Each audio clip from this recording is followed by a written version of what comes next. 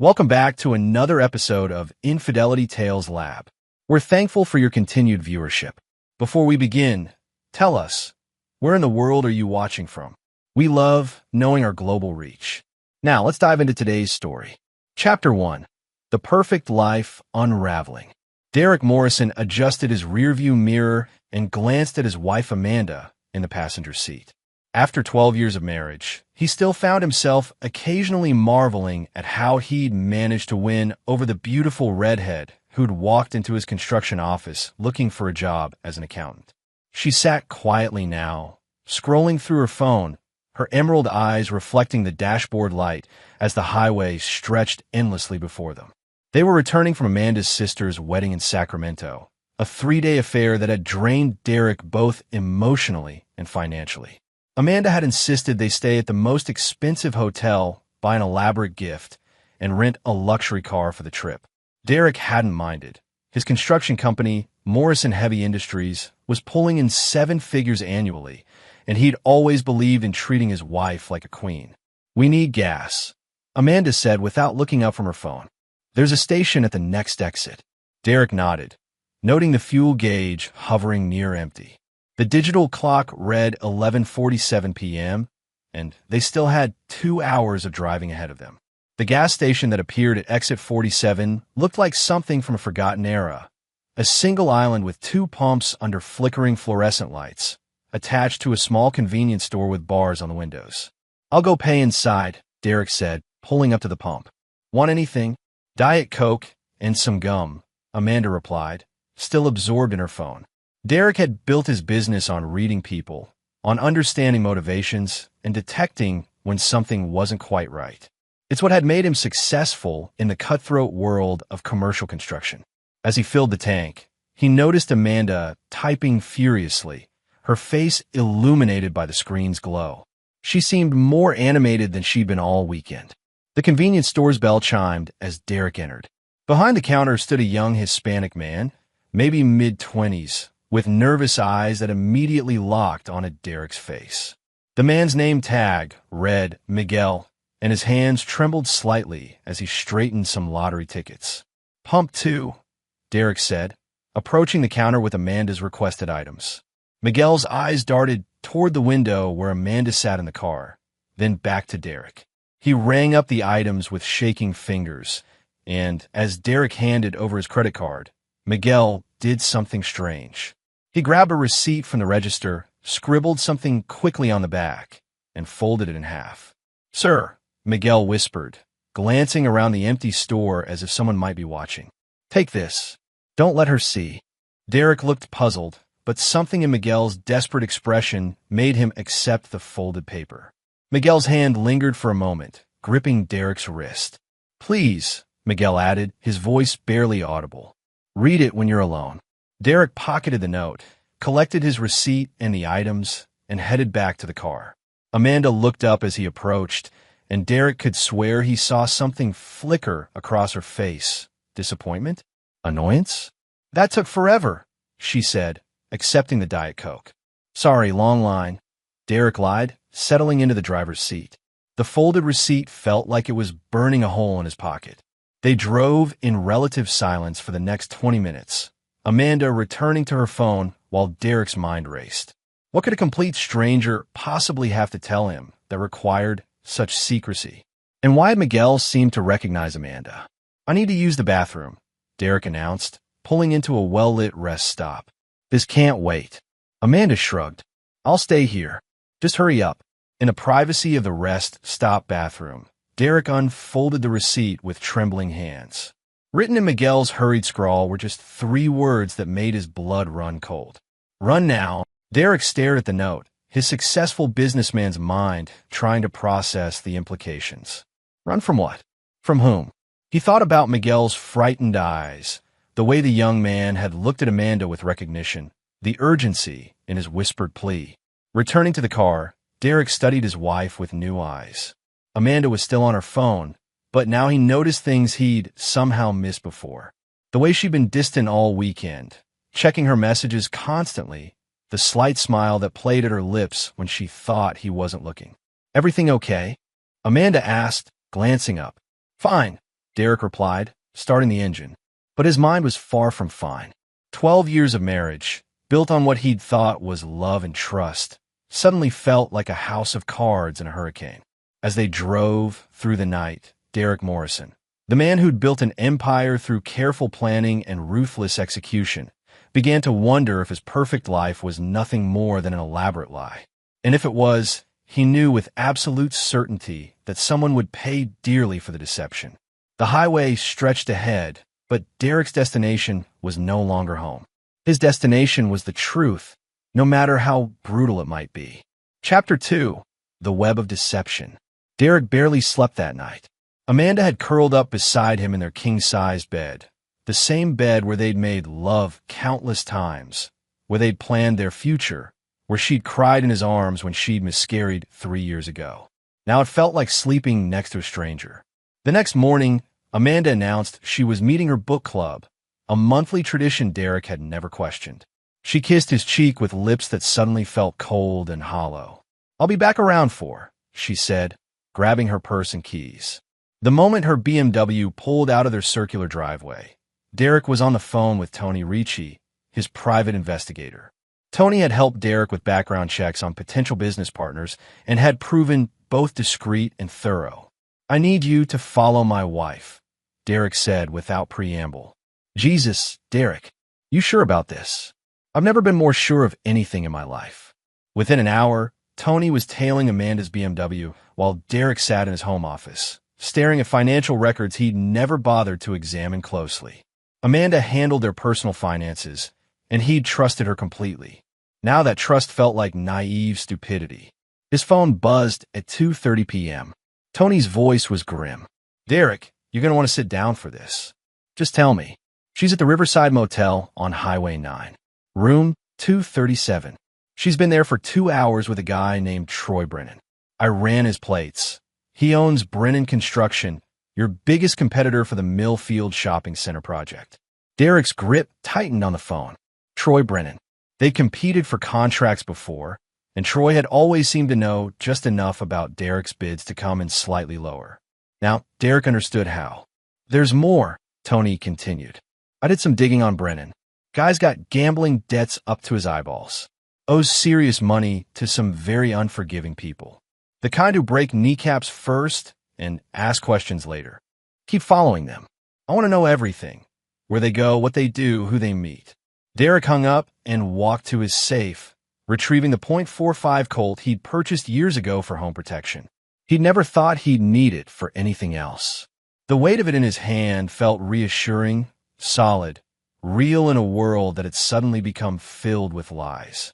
His phone rang again at 6:15 p.m. "They're at Gino's Steakhouse," Tony reported, having what looks like a very serious conversation. "Brennan keeps checking his watch, and your wife looks nervous as hell. I got close enough to catch some of their conversation. And they're planning something big, Derek. Something involving insurance money and making it look like an accident. I heard Brennan mention next Tuesday and something about the Millfield site." Derek's blood turned to ice. Next Tuesday was when they were scheduled to begin foundation work on the Millfield project, his biggest contract of the year. A project worth $12 million, with life insurance policies that would pay Amanda $3 million if something happened to him on the job. "Tony, I need you to find out everything you can about Troy Brennan's connections, his debts, his habits. And I want to know how long this affair has been going on. Derek, maybe you should call the police." "No police. Not yet. I need to understand exactly what I'm dealing with first." That night, Amanda returned home with shopping bags and a smile that Derek now recognized as completely artificial. She chatted about her book club meeting, describing discussions of novels Derek was certain she'd never read. Every word felt like another nail in the coffin of their marriage. "How was your day?" she asked, settling onto the couch beside him. "Productive," Derek replied, watching her face carefully. "Tony called. Says there's been some suspicious activity around the Millfield site. Thinks someone might be planning to sabotage the project." Amanda's face went pale for just a split second before she recovered. "That's terrible. Do they know who?" "We're working on it. But Amanda, I want you to stay away from the construction sites for a while, just until we figure out what's going on." Of course, she said quickly. Too quickly. Derek excused himself to his office and pulled out his laptop. If Amanda and Troy thought they could manipulate him, they were about to learn they'd chosen the wrong target. Derek Morrison hadn't built a multi-million-dollar business by being naive or forgiving. He'd built it by being smarter, more ruthless, and infinitely more patient than his competitors. Over the next 3 days, the picture became devastatingly clear. Tony's investigation revealed that Amanda and Troy had been meeting for 8 months. Bank records showed Amanda had been slowly draining their joint savings account, moving money into a private account Derek knew nothing about. Phone records reveal hundreds of calls and texts between them. But the most damning evidence came from Miguel Santos, the gas station attendant who'd handed Derek the warning note. Tony tracked him down and discovered he was Troy's cousin, and the person originally recruited to help stage Derek's accident. Miguel got cold feet, Tony explained during their Wednesday meeting. His conscience got the better of him. Apparently, Troy promised him 10 grand to help, but when Miguel realized they were talking about actual murder, not just theft, he wanted out. Murder, Derek repeated, the word tasting bitter in his mouth. They're planning to rig a structural collapse at the Millfield site. Make it look like faulty equipment or worker negligence. Troy has connections in the building inspector's office who'll cover up any evidence of sabotage. Amanda gets the insurance money. Troy gets Amanda and a cut of the payout, and Derek Morrison becomes just another construction site fatality. Derek sat in silence for a long moment, processing the full scope of their betrayal. His wife, the woman he'd loved for 12 years, the woman he'd comforted through her mother's death, the woman who'd shared his bed and his dreams, was planning to murder him for money. When he finally spoke, his voice was calm and cold. Tony, I need you to get me everything. Phone records, bank statements, photographs, recordings if possible. I want documentation of every meeting, every call, every dollar transferred. What are you planning, Derek? Derek's smile was sharp enough to cut glass. I'm planning to give my beloved wife and her lover exactly what they deserve. But first, I'm going to let them think their plan is working perfectly. This is dangerous territory. They made it dangerous when they decided to kill me, Derek interrupted. Now it's just a question of who gets destroyed first. As Derek Morrison sat in his office that night, surrounded by evidence of the ultimate betrayal, he felt something cold and final settle in his chest. The man who'd built his fortune by being 3 steps ahead of everyone else was about to show Amanda and Troy Brennan what it really meant to be outmaneuvered. The game was just beginning, and Derek intended to be the only one left standing when it ended. Chapter 3: The Art of War. Derek Morrison had always been a chess player, thinking 5 moves ahead while his opponents struggled with their next move. As he sat in his study Friday evening, reviewing Tony's latest intelligence report, he felt the familiar rush of strategic planning that had made him millions in construction. Amanda was upstairs, preparing for what she'd told him was a girls' night out with her sister. Derek now knew she was meeting Troy at a cabin in the mountains, 30 miles outside town, a location Tony had identified as their primary planning headquarters. The timeline is accelerating, Tony had reported that afternoon. They're moving the plan up to Monday. Brennan's gotten pressure from his creditors, and they can't wait until Tuesday. Monday, 4 days from now. Derek opened his laptop and began typing, his fingers moving with the precision of a surgeon. If Amanda and Troy wanted to play a deadly game, he'd give them one they'd never forget. The first phase of Derek's counter-strategy was simple. Make them believe their plan was proceeding flawlessly while simultaneously documenting everything for the authorities. But Derek had no intention of simply surviving their murder attempt. He intended to destroy them completely, methodically, and with a thoroughness that would serve as a warning to anyone else who might consider betraying him. His phone buzzed. A text from Amanda, staying at Julie's tonight. Love you. Derek smiled coldly. Julie was Amanda's sister, and Tony had confirmed she was currently in Denver visiting her daughter. Another lie in an ever-growing web of deception. What else? Amanda wants to be there. She wants to watch. Derek gripped the steering wheel until his knuckles went white. The woman he'd married, the woman he'd loved, wanted to watch him die. Miguel, I need you to do exactly what I tell you. Can you do that? Yes, sir. Troy scares me, but what they're planning, it's wrong. You don't deserve this. Meet me at the Denny's on Foster Road in 20 minutes. Come alone, and make sure no one follows you.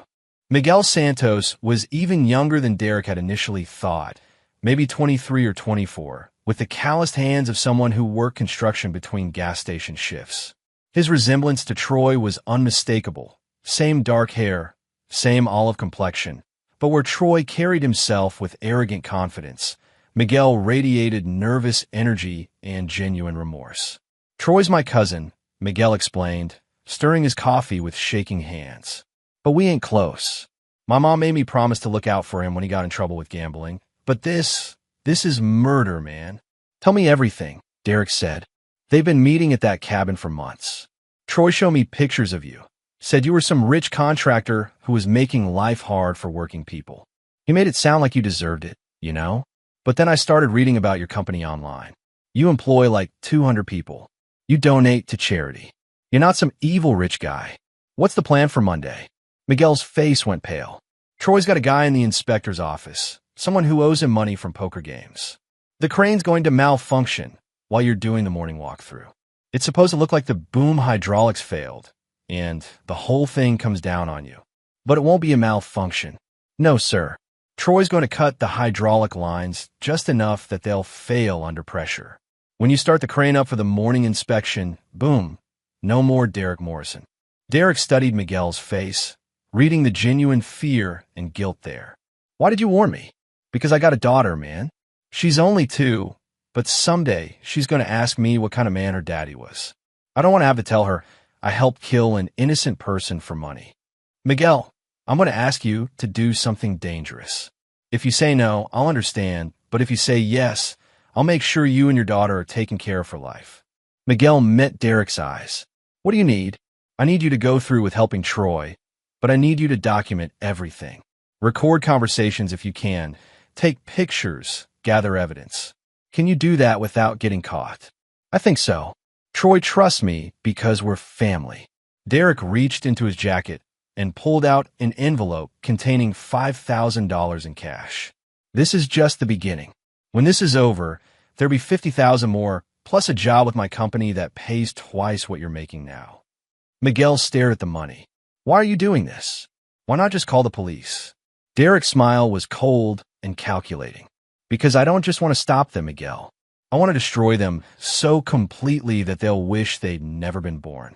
And for that, I need them to think their plan is working right up until the moment it all falls apart. What if they kill you before you can stop them? They won't, Derek said with absolute certainty. Because I'm going to be 3 steps ahead of them every minute of every day until this is over. That weekend, Derek played the role of unsuspecting husband perfectly. He was affectionate with Amanda, discussed their upcoming vacation plans, and even suggested they renew their vows for their upcoming anniversary. Amanda's responses were enthusiastic and loving, each word a masterpiece of deception.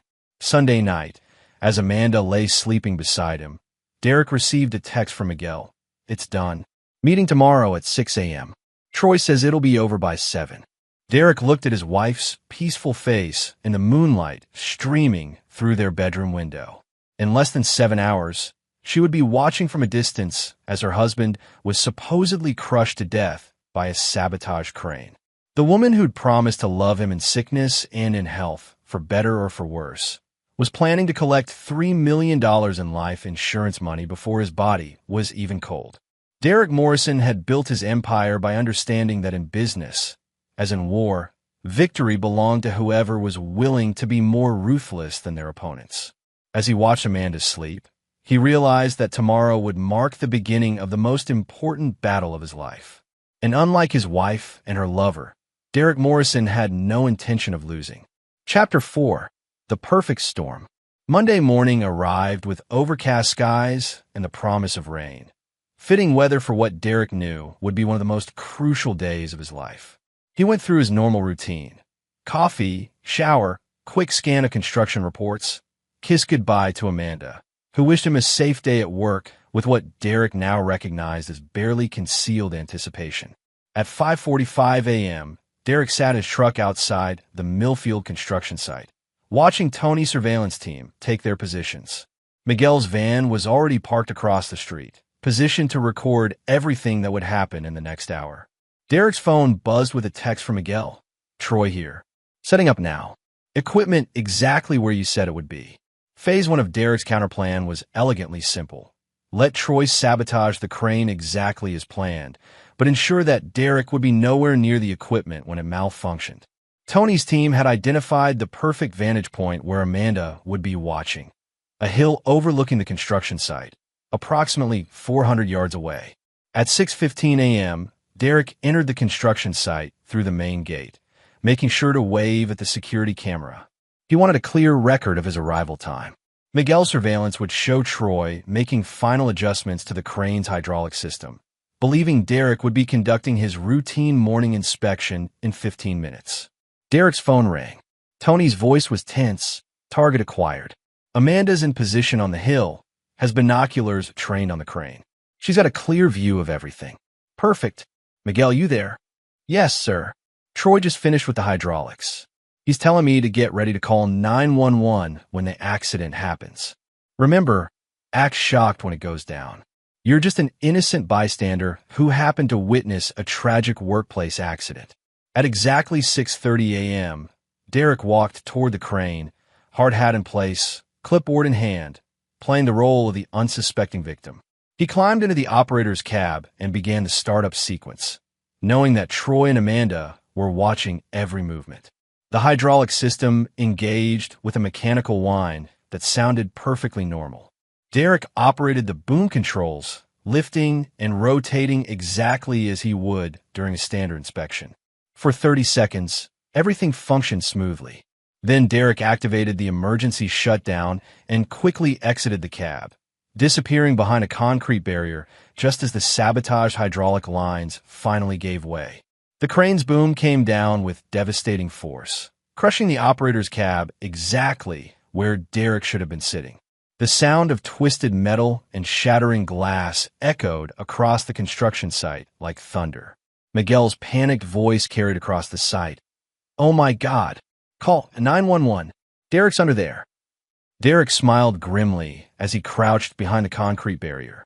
Let Amanda think she'd succeeded. Let her start planning how to spend his life insurance money. Meanwhile, Tony's cameras were recording every moment of her reaction from the hillside. Derek's phone buzzed with texts from concerned employees and suppliers who'd heard about the accident on emergency scanners. The performance was flawless. 20 minutes later, as emergency responders combed through the wreckage looking for Derek's body, Tony called with an update. Amanda just called someone. She's crying, but Derek, these aren't tears of grief. She looks relieved, almost excited. Who did she call? Brennan.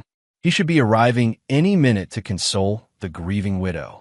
Derek made his way off the construction site through a rear exit Tony's team had identified, slipping away undetected while first responders continued their search. The official story would be that Derek Morrison's body had been completely destroyed in the crane collapse. A tragic accident that would trigger a lengthy investigation and a very large life insurance payout. But Derek Morrison wasn't dead. He was very much alive, and he was about to become Amanda and Troy's worst nightmare. Phase 2 of Derek's plan began immediately. While Amanda played the role of devastated widow at the construction site, Derek was already 3 miles away, meeting with Harold Voss, the senior partner at the law firm that handled his business affairs. "Harold, I need you to execute the contingency plan we discussed," Derek said, placing a thick envelope on the lawyer's desk.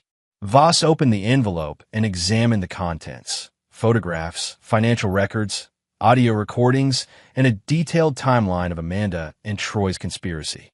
Jesus Christ, Derek. This is comprehensive. It's also ironclad. Every piece of evidence was gathered legally, and it's all admissible in court. I want you to contact the DA's office immediately. Tell them Derek Morrison is alive and ready to press charges for attempted murder and conspiracy. What about your wife? The insurance company?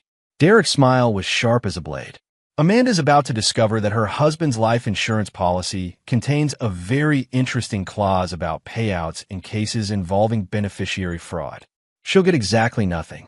And Troy Brennan is about to learn that his gambling debts are the least of his problems. By noon, Derek was sitting in District Attorney Patricia Henley's office, laying out the entire conspiracy with a methodical precision that had made him successful in business. Henley, a tough prosecutor with a reputation for going after white-collar criminals, listened with growing amazement.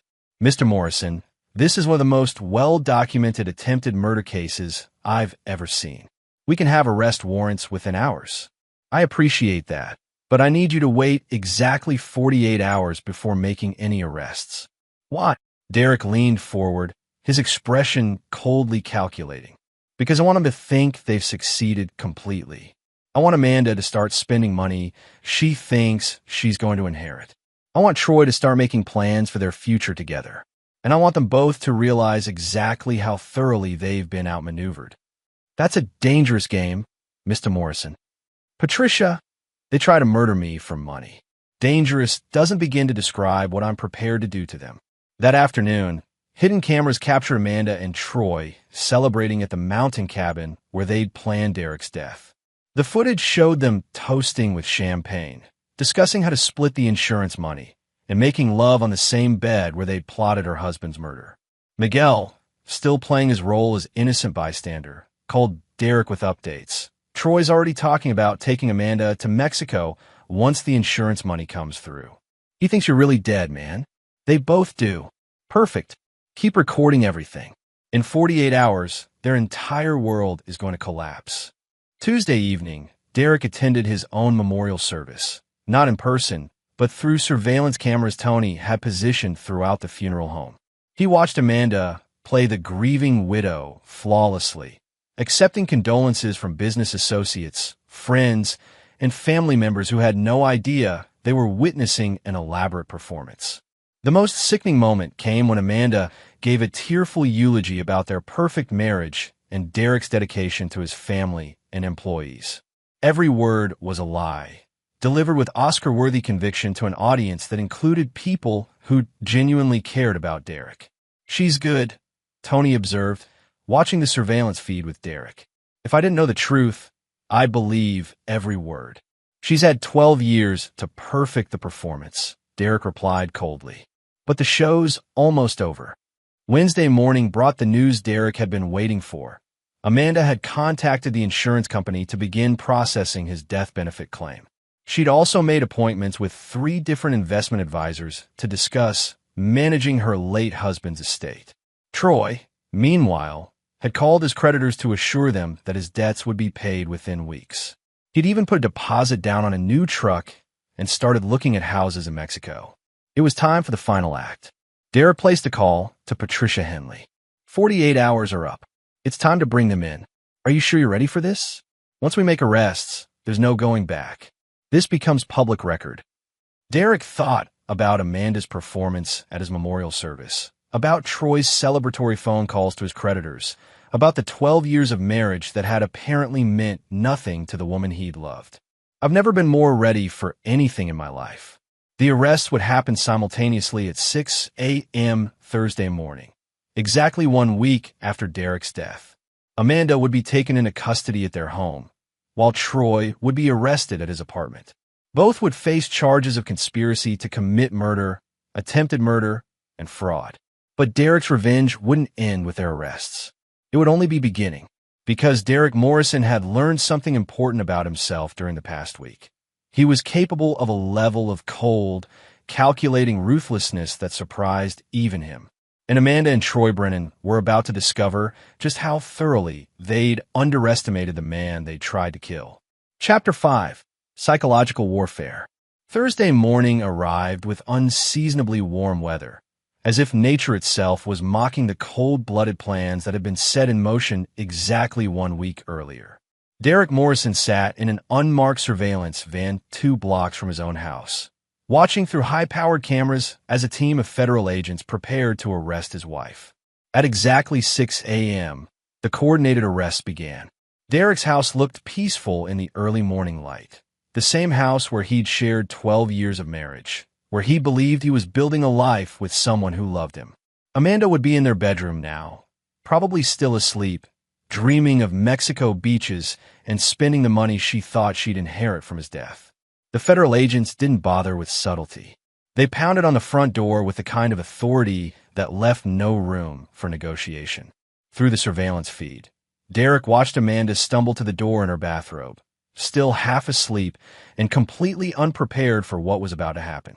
"Amanda Morrison, you're under arrest for conspiracy to commit murder and attempted murder in the first degree." Derek couldn't hear her exact words, but he could see Amanda's face through the telephoto lens. The progression of emotions was fascinating to watch. Confusion, then disbelief, then growing horror as the reality of her situation became clear. "Where's my husband?" she demanded, loud enough for the surveillance equipment to pick up. "My husband is dead." "What are you talking about?" Agent Sarah Collins, the FBI's lead investigator on the case, stepped forward with a manila folder containing photographs. "Mrs. Morrison, your husband is very much alive, and he has some very interesting things to tell us about your recent activities." Derek watched Amanda's face go completely white. It was the moment he'd been waiting for, the instant when she realized her perfect plan had failed spectacularly. Simultaneously, across town, Troy Brennan was being dragged from his apartment in handcuffs.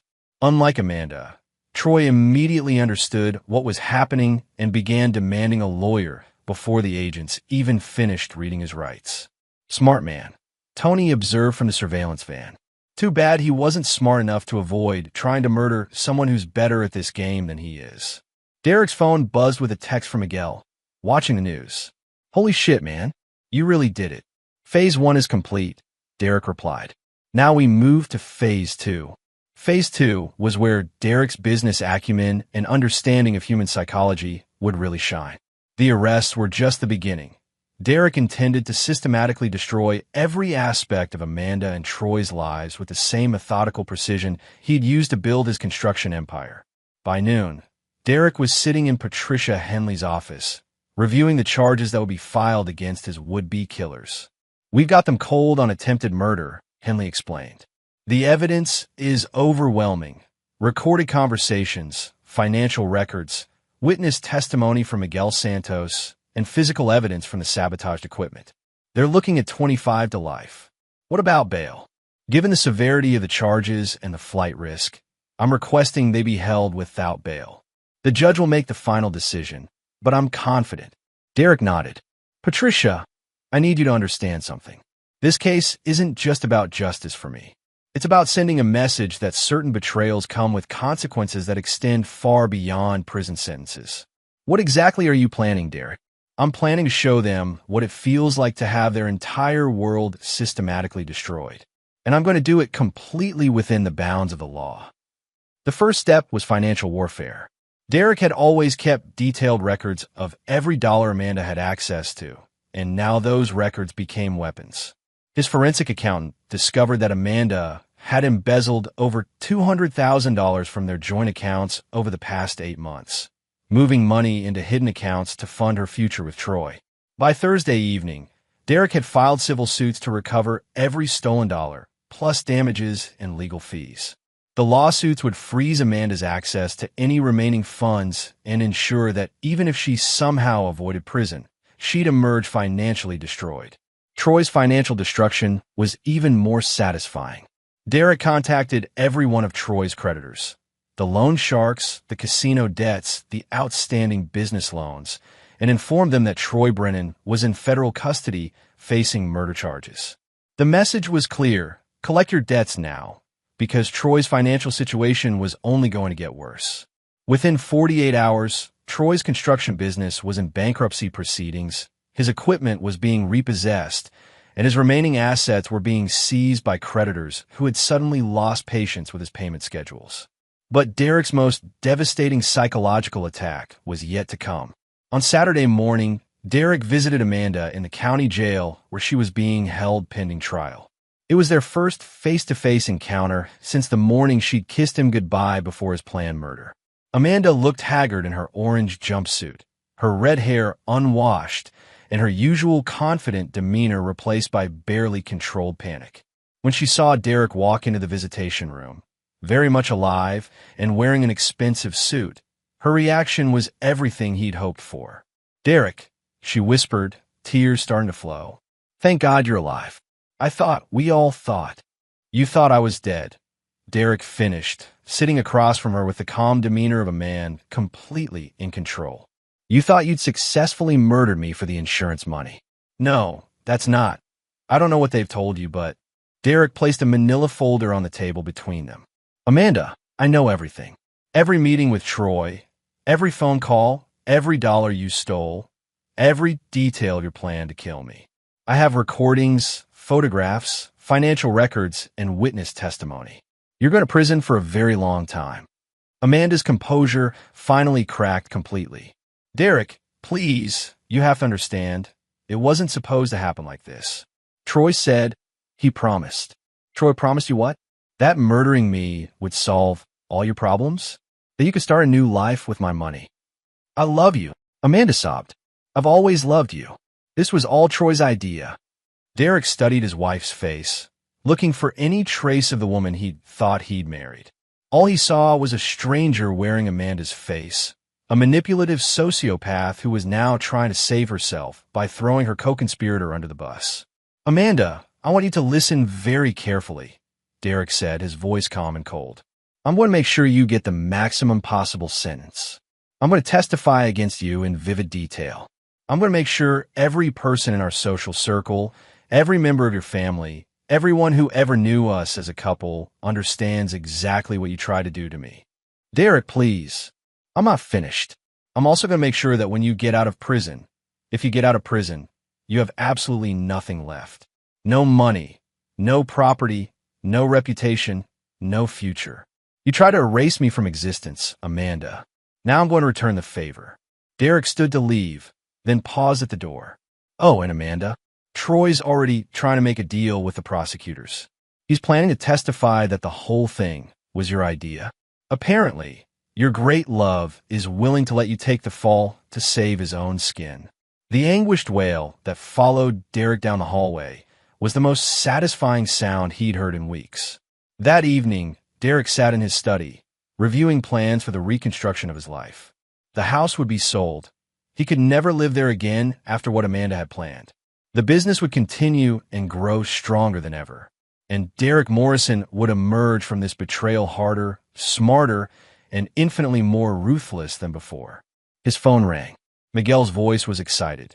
Derek, you need to turn on Channel 7 News. They're running the story about the arrests. Derek switched on the television to see his own photograph, a professional headshot from his company website, displayed next to the anchor's report about the failed murder plot. The story had everything.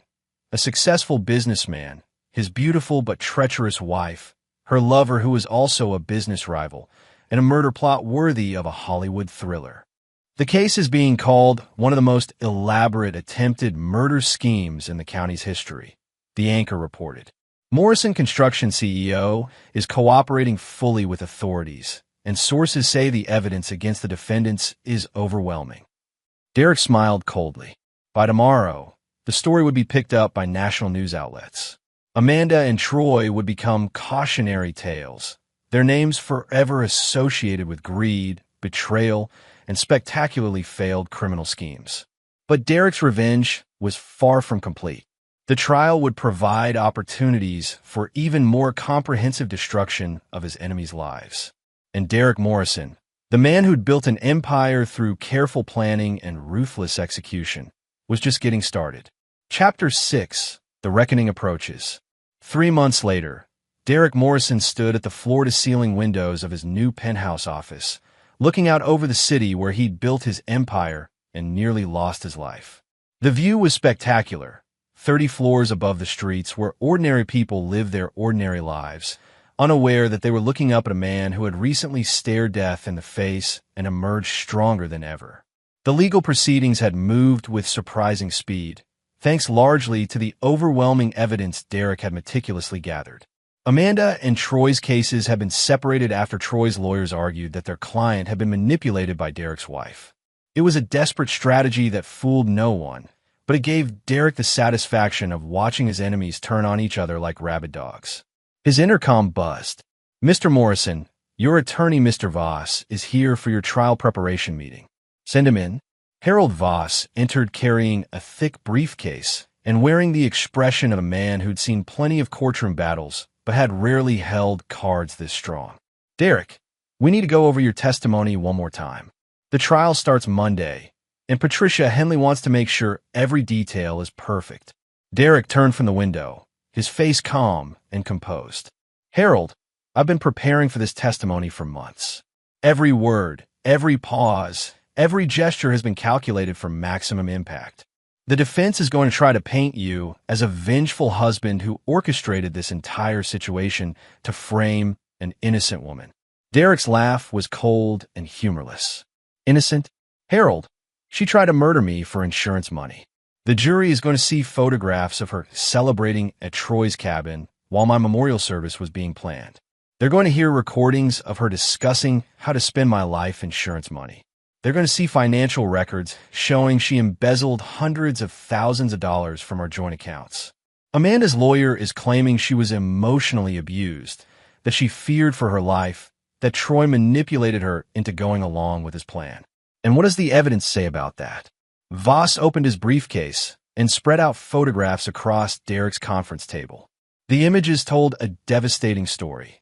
Amanda and Troy laughing together at restaurants, embracing passionately in hotel rooms. Amanda driving expensive cars she'd purchased with stolen money. Troy and Amanda toasting with champagne at the mountain cabin where they'd planned Derek's death. The evidence says she was a willing and enthusiastic participant in a murder conspiracy, Voss concluded. But juries can be unpredictable, especially when the defendant is an attractive woman with a sympathetic story. Derek walked to his desk and picked up a folder marked contingency plans. Harold, I've spent my entire career preparing for worst-case scenarios. This situation is no different. What's in the folder? Insurance. If the jury somehow fails to convict Amanda and Troy of attempted murder, I have backup strategies that will ensure they still pay for what they try to do to me. Voss looked nervous. Derek, you can't take justice into your own hands. I'm not talking about vigilante justice, Harold.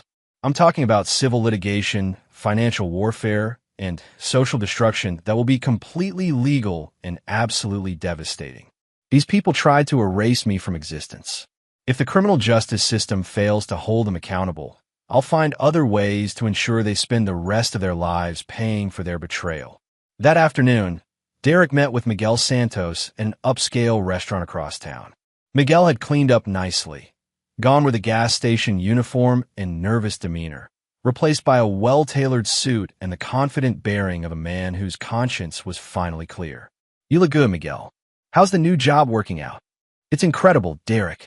I'm making more money than I ever dreamed of, and your crew chief says I have real potential in construction management.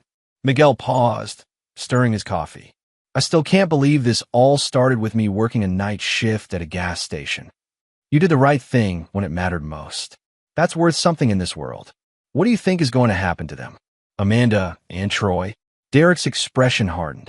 They're going to learn that certain betrayals carry consequences that extend far beyond prison sentences. Even if they somehow avoid conviction, which they won't, their lives as they knew them are over. You really think the jury will convict? Miguel, you're going to testify about overhearing their murder plot. Tony's surveillance team is going to present photographs and recordings that prove premeditation. The forensic accountant is going to show financial records that prove Amanda's embezzlement and Troy's gambling debts. The equipment expert is going to demonstrate exactly how they sabotaged the crane. Derek leaned forward, his voice taking on the tone of a man who'd spent years closing complex business deals. But most importantly, I'm going to take the stand and look each juror in the eye as I describe what it feels like to discover that your wife of 12 years is planning to murder you for money. By the time I'm finished testifying, the jury won't just want to convict Amanda and Troy. They'll want to throw away the key. That evening, Derek drove to the construction site where his death had been staged 3 months earlier. The crane had been repaired and was back in service, but Derek could still see the scars in the concrete where the sabotage boom had crashed down. The Millfield Shopping Center project was nearly complete now, a testament to Derek's determination to not let his enemies destroy what he'd built. His phone rang. Tony Ricci's voice was excited. Derek, you need to hear this. We just intercepted a phone call between Amanda and Troy. They're planning to change their pleas.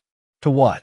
Amanda's going to claim temporary insanity, and Troy's going to plead guilty to a lesser charge in exchange for testifying against her. They're trying to save themselves by destroying each other. Derek smiled grimly. Perfect. Let them fight each other like animals. It'll make the prosecution's job even easier. There's more.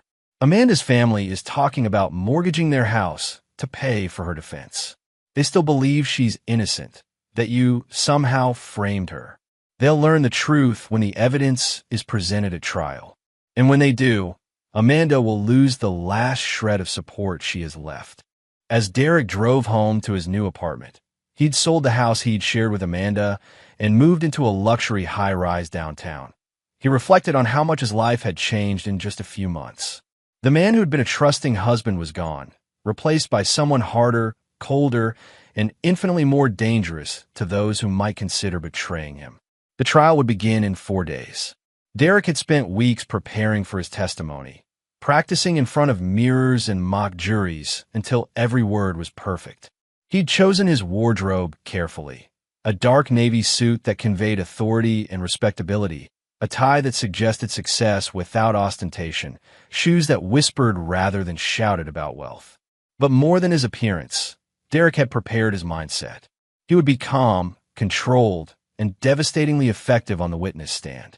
He would look directly at Amanda as he described her betrayal, forcing her to confront the consequences of her actions. He would speak to the jury as one human being to another, helping them understand the profound violation of trust that attempted murder represented. And when his testimony was complete, when the jury had heard every detail of Amanda and Troy's conspiracy, Derek Morrison would finally have the justice he'd been methodically, patiently, ruthlessly pursuing. The reckoning was almost at hand. Chapter 7. Justice Served Cold. Monday morning arrived with crisp autumn air and crystal-clear skies. Perfect weather for what Derek Morrison knew would be the most important day of his life since that night at the gas station when Miguel Santos had slipped him a warning that saved everything. The courthouse was an imposing granite structure that had witnessed decades of human drama, but rarely had it seen a case with stakes as personal and devastating as People versus Amanda Morrison and Troy Brennan. Derek arrived 30 minutes early, dressed in his carefully chosen navy suit, projecting the calm confidence of a man who had spent months preparing for this moment. The media attention was intense. Local news trucks lined the street, and reporters with cameras tried to catch Derek's attention as he walked up the courthouse steps. The story had captured public imagination. A successful businessman nearly murdered by his wife and her lover, saved only by the guilty conscience of a gas station attendant who happened to be the would-be killer's cousin. "Mr. Morrison," a reporter called out, "how do you feel about facing your wife in court today?" Derek paused at the courthouse entrance, looked directly into the camera, and spoke with the calm authority that had made him millions in construction. "Today is about justice. It's about holding people accountable for their actions. And it's about showing that some betrayals carry consequences that extend far beyond what the perpetrators ever imagined." Inside the courtroom, Derek took his seat in the gallery behind the prosecution table, where Patricia Henley was arranging her files with the methodical precision of a surgeon preparing for a complex operation. The evidence against Amanda and Troy filled multiple boxes: photographs, recordings, financial documents, and witness statements that painted an undeniable picture of premeditated murder. At exactly 9 a.m., Amanda was led into the courtroom in shackles and an orange jumpsuit. Derek studied his wife's face as she sat at the defense table, noting how 3 months in county jail had changed her. Gone was the confident, beautiful woman who had kissed him goodbye on the morning of his planned murder. In her place sat a hollow-eyed stranger who looked like she'd aged years in just a few months. Troy entered separately, his own legal team having convinced him that cooperating with prosecutors offered his only chance of avoiding a life sentence. He looked even worse than Amanda. The stress of mounting legal bills and the constant threat of violence from unpaid creditors had taken a visible toll. Judge Martin Hendricks called the court to order, and the trial that Derek had been anticipating for months finally began. Patricia Henley's opening statement was a masterpiece of prosecutorial storytelling. She walked the jury through the entire conspiracy chronologically, from Amanda's first affair with Troy to their final celebration at the mountain cabin while Derek's memorial service was being planned. Ladies and gentlemen of the jury, Henley concluded, this case is about greed, betrayal, and attempted murder in its most cold-blooded form. The defendants didn't just plan to kill Derek Morrison. They planned to profit from his death while pretending to mourn him. They calculated that his life was worth exactly $3 million in insurance money, and they came within minutes of collecting that blood money. Amanda's defense attorney, an expensive criminal lawyer named Robert Shun, tried to paint his client as a victim of domestic abuse and Troy's manipulation. It was a desperate strategy that crumbled the moment the prosecution began presenting evidence. Miguel Santos was the first witness, and his testimony was devastating. Dressed in a crisp suit and speaking with quiet dignity, Miguel described overhearing Troy and Amanda planning Derek's murder at the mountain cabin, the pressure Troy had put on him to participate, and his ultimate decision to warn Derek instead. "Why did you decide to warn Mr. Morrison?" Henley asked. Miguel looked directly at the jury. "Because I have a 2-year-old daughter, and someday she's going to ask me what kind of man her father was. I couldn't live with myself if I let an innocent person be murdered for money." Amanda's lawyer tried to shake Miguel's testimony during cross-examination, suggesting he was lying to avoid prosecution for his own role in the conspiracy. But Miguel's story remained consistent. His demeanor remained credible, and his motivation, protecting an innocent man while preserving his own conscience, resonated powerfully with the jury. The prosecution's case built momentum over the next 2 days. Tony Ricci presented surveillance photographs and recordings that showed Amanda and Troy meeting regularly for months, discussing their plans, and celebrating what they believed was Derek's death. The forensic accountant detailed Amanda's systematic embezzlement of over $200,000 from joint accounts. The equipment expert demonstrated exactly how the crane had been sabotaged and explained that Derek would have been killed instantly if he'd been in the operator's cab when the boom collapsed. But the most powerful moment came on Wednesday afternoon, when Derek Morrison took the witness stand. Derek had practiced this testimony dozens of times, but sitting in the witness chair, looking out at the packed courtroom, he felt the full weight of what Amanda and Troy had tried to take from him. Not just his life, but his business, his reputation, his trust in human nature itself. Patricia Henley guided Derek through his testimony with the skill of a conductor leading a symphony. Derek described his marriage to Amanda, his growing success in construction, and his complete trust in the woman he'd loved for 12 years. He spoke about receiving Miguel's warning at the gas station, his investigation into Amanda's affair, and his growing realization that his wife was planning to murder him. "Mr. Morrison," Henley asked, "can you describe what it felt like to discover that your wife was planning to kill you?" Derek was quiet for a long moment, and when he spoke, his voice carried the weight of genuine pain mixed with cold fury. "It felt like having my entire life revealed as a lie. 12 years of marriage, every conversation, every intimate moment, every plan we'd made for the future, all of it was meaningless to her. I was just an obstacle standing between Amanda and $3 million in insurance money." Derek then looked directly at Amanda, who couldn't meet his eyes. "But what hurt most was realizing that she wanted to watch me die. She didn't just want me dead. She wanted to be there when it happened. She wanted to see the man who'd loved her for 12 years crushed to death by machinery she'd helped sabotage." The silence in the courtroom was absolute. Several jurors were visibly emotional, and Amanda was quietly sobbing at the defense table. "Mr. Morrison," Henley continued, "how has this experience changed you?" Derek's answer was measured and cold. "It's taught me that some people are capable of betrayals so profound that forgiveness becomes impossible. It's shown me that trust, once broken completely, can never be repaired. And it's made me understand that when someone tries to destroy your life, the only appropriate response is to ensure they face consequences severe enough to match their actions." Amanda's defense attorney tried to suggest during cross-examination that Derek had somehow orchestrated the entire situation, that he'd manipulated events to frame his wife. But Derek's testimony remained consistent. His demeanor remained credible, and the physical evidence supported every aspect of his story. Thursday morning brought Troy Brennan's testimony as part of his plea agreement. Hoping to save himself from a life sentence, Troy provided devastating details about the conspiracy, confirming that Amanda had been an eager and willing participant in planning Derek's murder. But Troy's testimony backfired spectacularly when he tried to minimize his own role while painting Amanda as the mastermind. His obvious lies and self-serving statements destroyed any sympathy the jury might have had for either defendant. Friday afternoon, after less than 2 hours of deliberation, the jury returned with their verdict.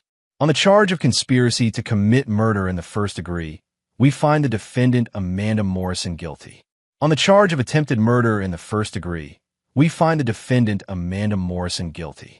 On the charge of fraud in the first degree, we find the defendant Amanda Morrison guilty. Derek watched Amanda collapse as the verdicts were read. 12 years of marriage, reduced to 3 guilty verdicts and the promise of decades in prison. Troy received similar verdicts, his plea agreement saving him from life without parole, but still guaranteeing he'd spend at least 25 years behind bars. As Derek left the courthouse that afternoon, surrounded by reporters and cameras, he made one final statement.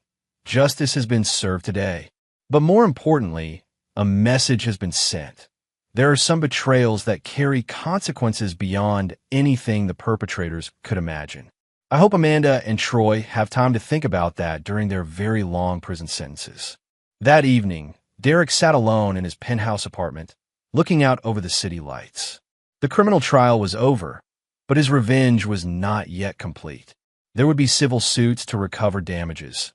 There would be the systematic destruction of Troy's remaining business interests, and there would be the satisfaction of knowing that Amanda would spend the best years of her life in a prison cell, thinking about the man she tried to murder. Derek Morrison had survived the ultimate betrayal and emerged victorious. But more than that, he discovered something important about himself. He was capable of a level of patient, methodical ruthlessness that even he hadn't fully understood before. And that knowledge would serve him well in the years to come. Chapter 8. The Final Accounting. 6 months after Amanda and Troy's convictions, Derek Morrison stood in the same courthouse where justice had been served, but this time he was there for the civil proceedings that would complete his systematic destruction of everyone who had betrayed him. The criminal trial had been about justice. The civil suits were about revenge. Amanda sat at the defendant's table wearing prison orange, her hands shackled, looking like a broken woman who'd aged a decade since her arrest. The confident, beautiful wife who had planned Derek's murder was gone, replaced by a hollow-eyed convict who would spend the next 30 years in maximum security prison. Troy wasn't present. He'd already signed agreements turning over what little remained of his assets to avoid an even larger judgment. His construction business was defunct, his equipment had been sold to pay creditors, and his reputation in the industry was permanently destroyed. The man who'd thought he could murder a competitor and steal his wife was working in the prison laundry for 90 cents an hour. Mr. Morrison, Derek's civil attorney, addressed the judge. We're seeking damages of $15 million. $5 million for emotional distress, $5 million for lost business opportunities during the investigation period, and $5 million in punitive damages to ensure the defendant understands the full consequences of her actions. Amanda's overworked public defender could barely mount a coherent response. Amanda's family had bankrupted themselves paying for her criminal defense, and she now faced this civil judgment with no resources and no hope. Your Honor, the public defender said weakly, my client is already serving a 30-year prison sentence. She has no assets and no ability to pay any judgment. Derek stood and addressed the court directly. Your Honor, this isn't about collecting money from someone who has nothing. This is about ensuring that every aspect of Amanda Morrison's life reflects the full consequences of her attempt to murder me. I want a judgment that will follow her for the rest of her life, ensuring that she never enjoys a moment of financial security or peace of mind. Judge Hendricks awarded Derek the full $15 million, creating a debt that would haunt Amanda forever, even if she somehow lived long enough to be released from prison. But Derek's most satisfying revenge was yet to come. That afternoon, Derek met with Patricia Henley at her office to discuss the final phase of his methodical destruction of his enemies. The criminal convictions were just the beginning, weren't they? Henley observed, studying Derek's calm demeanor. Patricia, they tried to erase me from existence. I'm simply returning the favor, but doing it better than they ever could have imagined. Derek opened a thick folder on Henley's desk. I've spent the past 6 months investigating every aspect of Amanda and Troy's lives. Their families, their friends, their business associates, their social connections. I've systematically contacted every person who ever had a relationship with either of them and made sure they understand exactly what kind of people they really are. That's thorough. Amanda's sister, Julie, who provided her with alibis during the planning phase. I provided Julie's employer with evidence that she was an accessory after the fact. Julie lost her job and is facing her own criminal charges. Derek turned the page, revealing photographs and documents. Troy's cousin Marcus, who helped launder some of the stolen money through his auto shop. His business is under investigation by the IRS, and he's looking at 5 years for money laundering. And this is all legal, completely legal. I'm simply ensuring that everyone who enabled Amanda and Troy's conspiracy faces appropriate consequences for their actions. Derek's systematic revenge extended beyond criminal accomplices. He'd used his business connections and financial resources to ensure that Amanda's family members lost jobs, faced foreclosure proceedings, and found themselves ostracized from social circles that no longer wanted to associate with the family of a convicted murderer. It was ruthless, comprehensive, and utterly devastating. But Derek's masterpiece of revenge was reserved for Amanda herself. That evening, Derek visited Amanda in prison for the second and final time. She looked even worse than she had at the civil trial. Thinner, grayer, with the defeated posture of someone who'd lost everything and knew it would never get better. Derek, Amanda said quietly as he sat across from her in the visitation room. I've been hoping you'd come. Have you now? I need you to know that I'm sorry. Not because I got caught, but because I finally understand what I threw away. What we had was real, Derek. Our marriage meant something, even if I lost sight of that. Derek studied his former wife's face, looking for any trace of manipulation or deception. All he saw was genuine remorse, which somehow made her betrayal even more unforgivable. Amanda, I want you to understand something very clearly. I didn't come here for your apology. I came here to tell you exactly what your life is going to look like for the next 30 years. Amanda's face went pale. You'll never have privacy again. Every phone call will be monitored. Every letter will be read.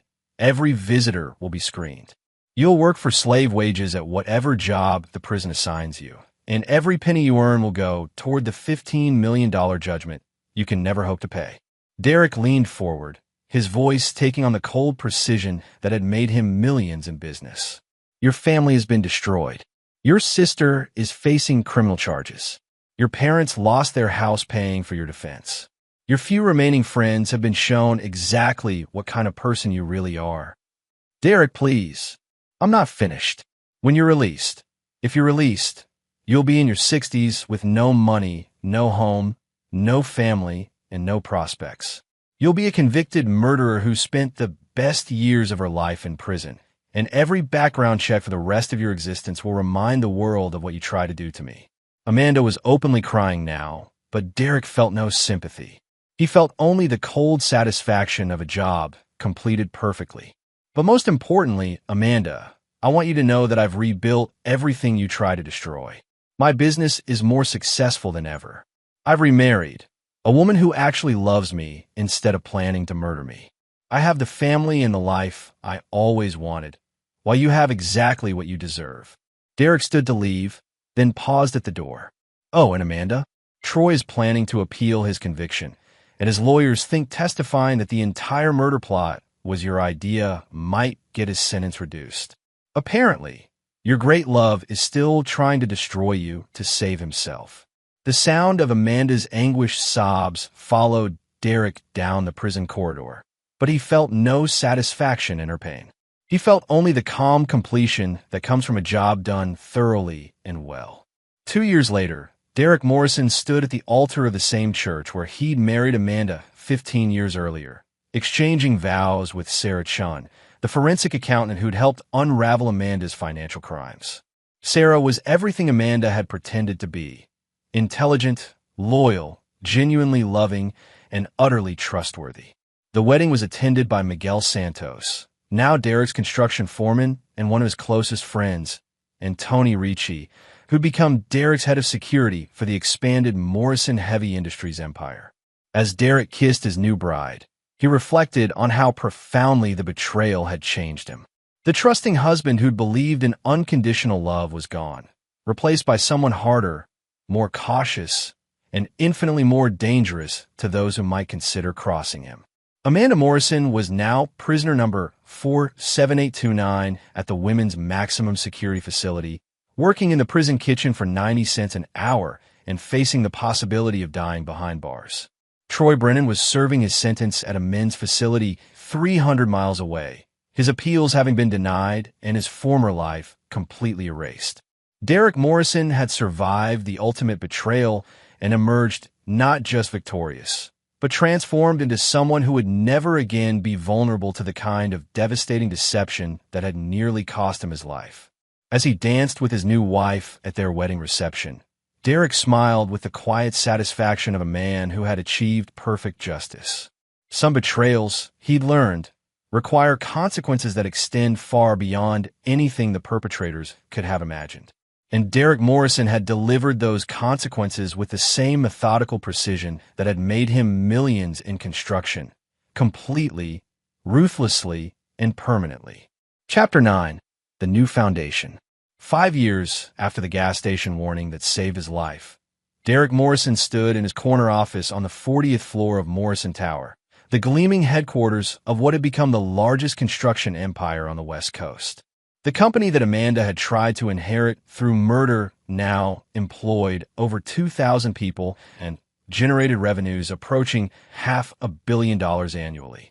The view from Derek's office encompassed the entire city, including the county jail where Amanda had first been held, the courthouse where justice had been served, and the construction sites where Derek's crews were building the future. It was a view that reminded him daily of how far he'd traveled from that night when a frightened gas station attendant had slipped him a note that changed everything. His secretary's voice came through the intercom. "Mr. Morrison, your 3 o'clock appointment is here. Send him in."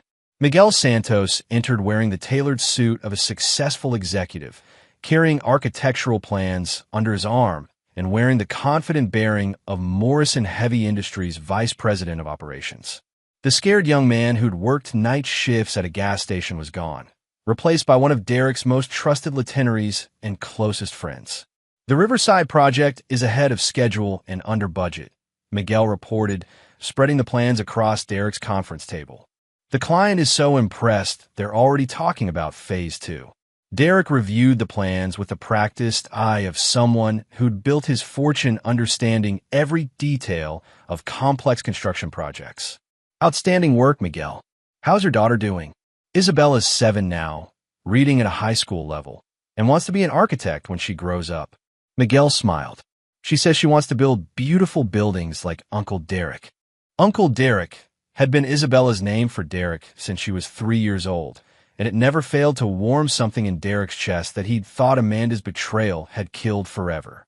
Miguel's family had become Derek's chosen family, proving that trust, once properly given, could create bonds stronger than blood. Derek's personal phone buzzed with a text from his wife, Sarah. "Dinner at 7? The twins have something to show you." Derek smiled at the message. Sarah was 6 months pregnant with their third child, and their 5-year-old twins, Derek Jr. and Amanda, named, ironically, for the woman who'd nearly destroyed their father's capacity for trust, were constantly creating new masterpieces they insisted on showing him the moment he walked through the door. "Miguel, let's wrap this up. I promised Sarah I'd be home for dinner." As Miguel gathered his plans, Derek reflected on how completely his life had been rebuilt. The penthouse apartment had been replaced by a sprawling estate in the hills, where Sarah's laughter echoed through rooms filled with children's toys and family photographs. The cautious, damaged man who'd emerged from Amanda's betrayal had learned to love again, to trust again, but with the wisdom that came from having survived the ultimate deception. Derek's intercom buzzed again. "Mr. Morrison, there's a call from the Department of Corrections. Something about prisoner 47,829 requesting to speak with you." Amanda, even after 5 years, hearing her prisoner number could still trigger memories of the woman who'd planned his murder with such methodical precision. Derek had received similar requests twice before and had ignored them both. Today, however, something made him curious about what his former wife might want to say after half a decade in maximum security prison. Put the call through. Amanda's voice was barely recognizable, hoarse, age defeated. "Derek? Thank you for taking my call. What do you want, Amanda?" "I'm dying." Derek felt no sympathy, only mild curiosity. "What's wrong with you?" "Cancer. The doctors say 6 months, maybe less." "Derek, I need to tell you something before I die. Something I should have told you years ago." "I'm listening." "It was never supposed to happen. The murder plot, I mean. It started as Troy's fantasy, something he'd talk about when he was drunk and angry about losing contracts to you. I never took it seriously until—" Amanda's voice broke. "Until I realized I was pregnant." Derek gripped the phone tighter. "Pregnant, 3 months along when we planned your murder. The baby was Troy's, and I was terrified you'd find out. The murder plot suddenly seemed like the only way to avoid losing everything. Our marriage, your fortune, my reputation. I thought if you died in an accident, I could claim the baby was yours and no one would ever know." Derek stared out his office window, processing this revelation. Amanda hadn't just planned to murder him for money. She'd planned to murder him to cover up her adultery and pass off her lover's child as Derek's heir. "What happened to the baby?" "Miscarriage. 2 weeks after your fake funeral. It was like God was punishing me for what I tried to do." Amanda was crying now. "Derek, I've had 5 years to think about what I threw away. What we had was real. Our marriage was real. I destroyed something beautiful for something that was never worth having." Derek's voice was cold as winter steel. "Amanda, you called me to tell me you're dying, and you expect what exactly? Forgiveness? Sympathy? I expect nothing. I just needed you to know that I understand now what I lost. You were the best man I ever knew, and I tried to kill you for money and a fantasy that was never real. You're right about one thing, Amanda. What we had was real, and that's exactly what makes your betrayal unforgivable. You didn't just try to murder a stranger. You tried to murder someone who loved you completely, someone who would have given you anything, forgiven you anything, except the one thing you actually did." Derek paused, looking out at the city he'd conquered while Amanda rotted in a prison cell. "I hope you have time to think about that during whatever time you have left." Derek hung up without saying goodbye and immediately deleted Amanda's number for his phone's call log. She would die as she'd lived for the past 5 years, as a memory that grew less relevant with each passing day. That evening, Derek arrived home to find his twins waiting by the front door with a banner they'd made in art class. "Happy Father's Day, Daddy." It was 2 months early, but their enthusiasm was infectious. Sarah greeted him with a kiss and the kind of genuine smile that Derek had forgotten was possible during his marriage to Amanda. "How was your day?" "Interesting. I'll tell you about it later. Right now, I want to see what masterpieces the twins have created." As Derek played with his children and helped Sarah prepare dinner, he reflected on the phone call with Amanda. Her revelation about the pregnancy added another layer to her betrayal, but it didn't change anything fundamental.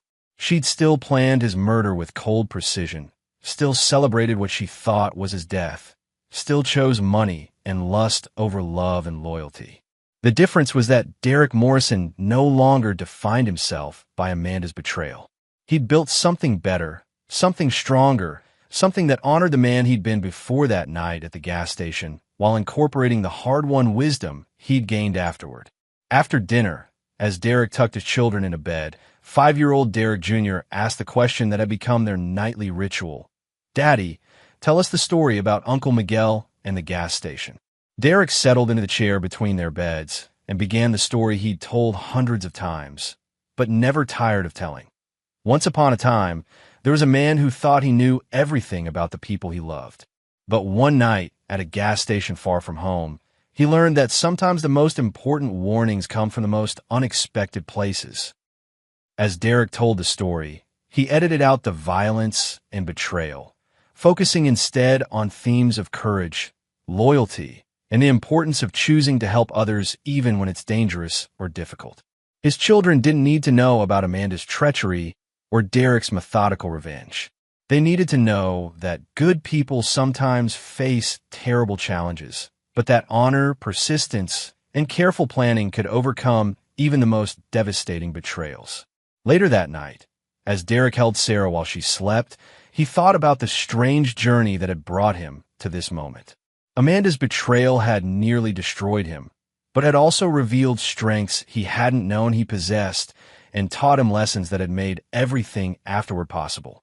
Derek Morrison had learned to love again, but carefully. He'd learned to trust again, but wisely. He'd learned that some people were capable of betrayals so profound that forgiveness became impossible, but he'd also learned that such betrayals didn't have to define the rest of his life. Amanda would die in prison within months. A forgotten woman whose greatest accomplishment had been showing Derek Morrison exactly what he was capable of when pushed to his limits. Troy would spend at least another 20 years behind bars, his dreams of wealth and freedom reduced to memories that grew dimmer with each passing day. But Derek Morrison would wake up tomorrow in a house filled with love, surrounded by people who'd chosen to build something together rather than tear down. He'd go to work in a company that employed thousands of people and created something lasting and valuable.